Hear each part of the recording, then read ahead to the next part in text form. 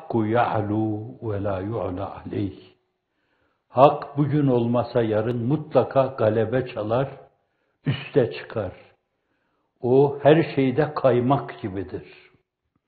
Sütte kaymak, yoğurtta kaymak, kaymağı olan her şeyde kaymak gibidir. Her zaman üste çıkar ve hiçbir şey onun üstüne çıkamaz. Bu hususun tahlilini Lemaat'ta yapıyor Hazreti Pir-i Mugan. Neden? Meselenin nedenini oraya bakın, görün. Günde belki 20 defa, 30 defa, hem de bazen cevşenden bazı fıkraları şefaatçi yaparak. Mesela, ya faricel hem, ya kâşifel hem, ya gâfiret hem, ya kâbilet tev, ya hâlikal halk, ya sâdikal vaad, ya razıkat tıfli, ya müşelat, ya alimel sır, ya falikal hab, etlikum seraha. İhvanenel mescunin vel mevkufin vel mahrumin vel muzdarin vel müttehemin, bir FETÖ terör örgütü müttehemin vel muzdarrin.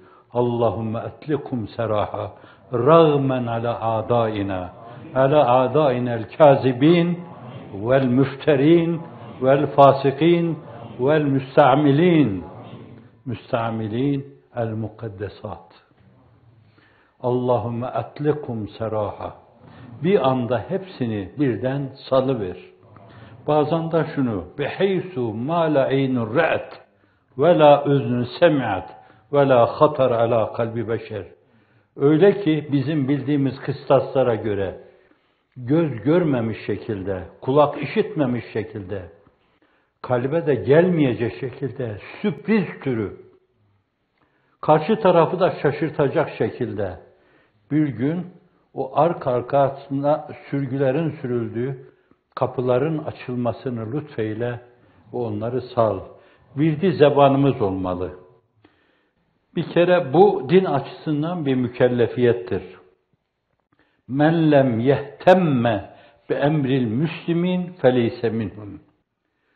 Müslümanın derdini paylaşmayan, ona ortak olmayan, ızdırabını ruhunda duymayan ondan değildir yani. Müslüman değildir demek gibi bir şey. Mefhumu muhalifi. Men ihtemme emrel müslimin fehuve minhum.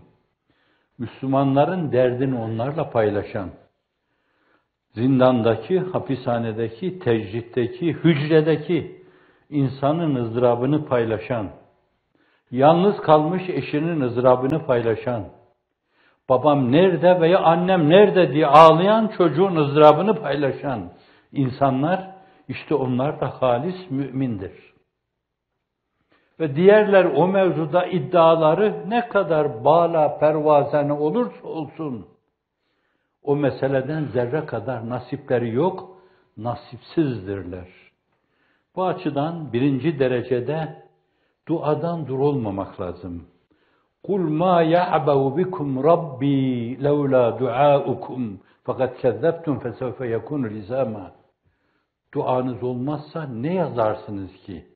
Hazreti Pir'in verdiği manayla ne öneminiz olur, ne ehemmiyetiniz olur ki?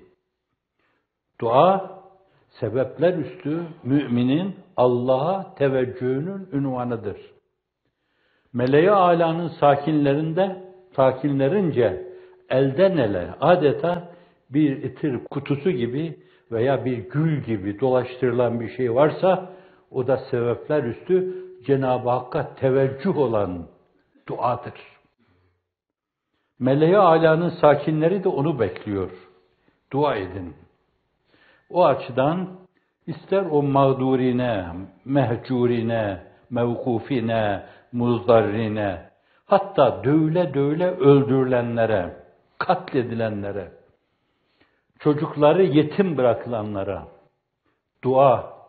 dua etmek suretiyle dünyayı kaybetmişler, öbür tarafı kazansınlar. Dünyada olan insanlar da bir gün hani usulü hamse var, ona altıncısı vasfı usulü din uleması hürriyeti ilave ediyor.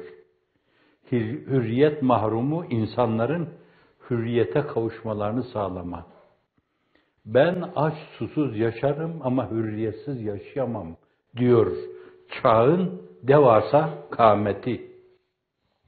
Bu açıdan da bazı usulü din uleması hürriyeti usulü hamse'nin yanında zikretmek suretiyle usulü hamseyi usulü sitte yapmışlardır. 6 terk edilmez temel esas. İnsanın müdafaa adına dimdik durması gerekli olan, olmazsa olmaz kabul ettiği esaslar hürriyet. Hürriyete kavuşmaları, onu yaparsınız. 1. İnşallah bunu yapmak lazım. Ben elimde olmayarak bu mevzuda dudakları duayla kıpırdamayan insanlara içten içe gönül koyuyorum. Ne kadar kardeşlerinden kopuk insanlar bunlar. Mümin kardeşinden, kendini hizmete adamış insandan kopan bir insan, Allah'tan da kopmuş demektir. Hazreti Resulü Zişan'dan da kopmuş demektir. Ve sevimsiz bir tabir, argoca bir ifade. Öylelerine dense, meleği âlanın sakinleri de o tabiri kullanır mı bilemiyorum. Kopuk insan denir. Evet. Kalben, hissen, ruhen, fikren onlarla beraber yaşama.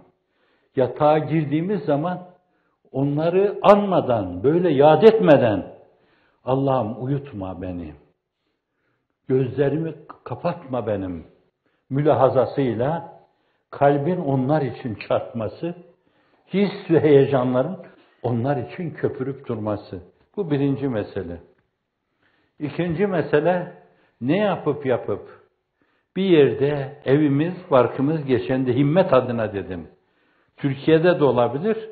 Fakat siz Türkiye'de bugün evinizi, barkınızı onlara yardım etmek için satmaya kalkarsanız ona da el korlar. Çünkü haram helal duygusu birbirine karışmış. Hak yok, adalet yok, istikamet yok, haram helal bilgisi yok. Oysa ki İslam muamele açısından haram ve helal ondan ibarettir. İslam muameleden ibarettir. Muamelatında haramı irtikab eden bir insan, halali helal bilmeyen bir insan, haramı haram bilmeyen bir insan, Müslümanlığında da o kadar yaya zavallı, asfaltta yürüyorum zannediyor ama patikalarda tekleyip duruyordu zavallı. Evet, bu açıdan da orada ev satmaya, bark satmaya kalksanız, arazi satmaya kalksanız, gelir onu da gasp ederler.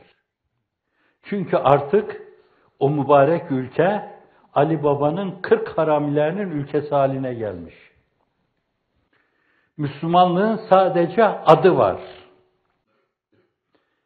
Ve onu bir yönüyle dinlendiren insanlar da sadece onların hissiyatlarına menfur, mağdup, merdut, makhur hissiyatlarına tercüman olmak suretiyle mel'un insanlara şirin görünme gayreti içindeler.